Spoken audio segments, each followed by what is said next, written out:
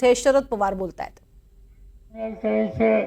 कारखाना टाकलाय, इथेनॉल तयार झालेली आहे आणि सरकार म्हणतं विकायचं नाही. याचा अर्थ असा आहे की या केंद्र सरकारचं धोरण सातत्यावर आधारित नव्हतं. तुम्ही चुकीचा सल्ला त्यांना दिला की ते त्या पद्धतीने जातात.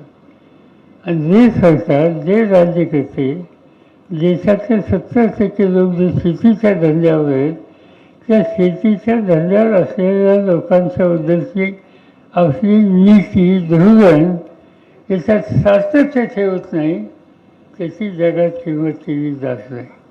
आणि ही अवस्था आपली होती. आणि म्हणजे आम्हाला लोकांचं काम काय आता?